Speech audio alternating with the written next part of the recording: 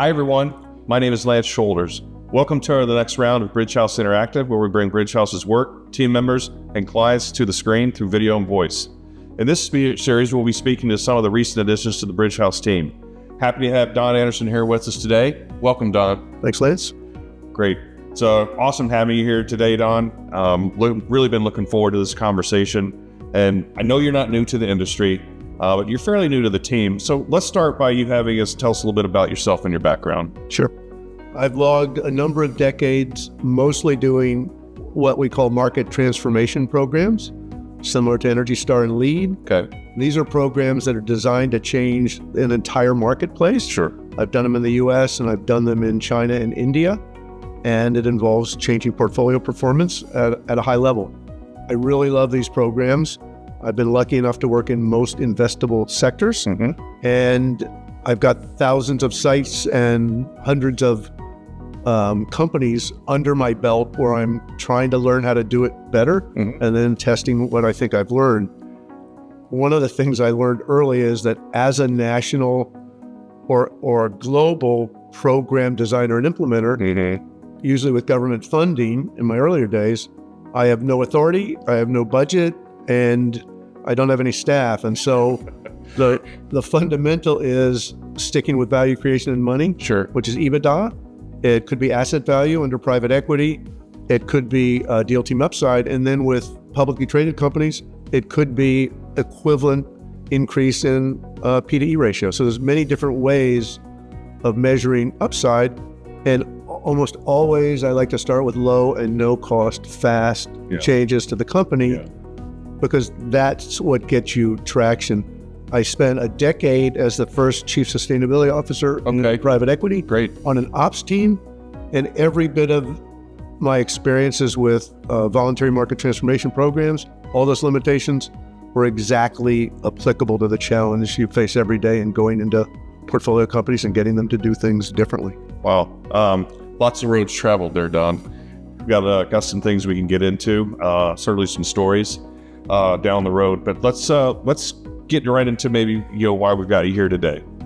When we were working up your announcement to join Bridge House, I noticed you changed the very last sentence about what you wanted to do here. You changed it to helping our clients turn ESG into core business value. What does that mean to you? So it's very important for me watching the landscape I've worked in for decades evolve as ESG hit the marketplace. It's very dynamic. If you ask 3 people what ESG means, or something that should be simpler like decarbonization, you will get different answers. Right. Private equity firms currently see ESG as a distraction, an encumbrance, a bit of a hot potato. And I think this makes it a self-fulfilling prophecy, right? So where you don't get everything you could out of it. If it's viewed as potentially transformational, you get benefits in terms of the quality and the strength of the companies. There's real value creation. And for me, the options for actually setting and hitting performance improvement targets, for me, a lot of it's energy spend. They are not new. They don't require new KPIs. They don't require new tracking platforms. They fall into the category of standard work, and they're nothing special. For a private equity firm that seeks to transform portfolio companies, it's exactly what they do every day. And so ESG can be viewed as an accretive pursuit from due diligence all the way through to exit. One of the things I'm noticing is a lot of targets where there's not a lot of action. The target is just kind of sitting there. That's what I'm very excited to come to Bridge House and help clients with. Okay, great. Excellent. Again, a lot of what you just covered there. And I hear the rumblings of a sequel with you in the future. Great. Well, let's switch gears slightly. You served as a former board chair for LEAD's GBCI Enterprise. You had a key tagline that said things that happen in buildings. So when you referenced that, it was often noted that it was absent in the conversation of value creation and ESG. Can you expand on that some? And just back to our clients, do you think there's an opportunity there for our client base? Sure. Especially during COVID, commitments to emissions reduction, decarbonization, net zero, which is a very severe type of commitment, really have exploded. Right. Thousands of companies have made these commitments.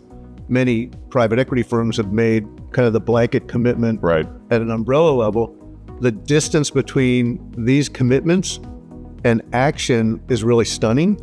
And the ability to actually execute toward resolution of a commitment is, I think it's a huge problem that we just haven't come to terms with. So you have to hit the targets, and if you do hit the targets and you do it right, you will get EBITDA, you will improve the culture, you'll improve reputation. It's not going to be enough to do offsets or green power. So in decades of working with portfolios of buildings, energy spend can be reduced significantly. It's not that hard to do. It's not an exotic thing to do, but in an ESG field where most of the professionals are new, they didn't come out of the mechanical room of the plant floor. Sometimes they're from investor relations or general counsel. It's a bit scary to think that you would go into a portfolio company without real expertise and change their performance.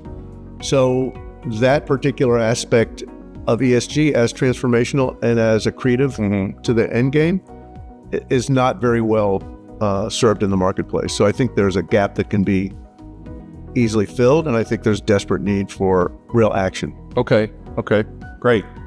Well, I certainly think we're going to have to book that sequel interview, and maybe it might be an ongoing series with you here. I don't know if it'll be fireside or not, but we'll see. It's very cold out today. Yeah. Well, let's wrap on something you were asked recently on a general partner panel.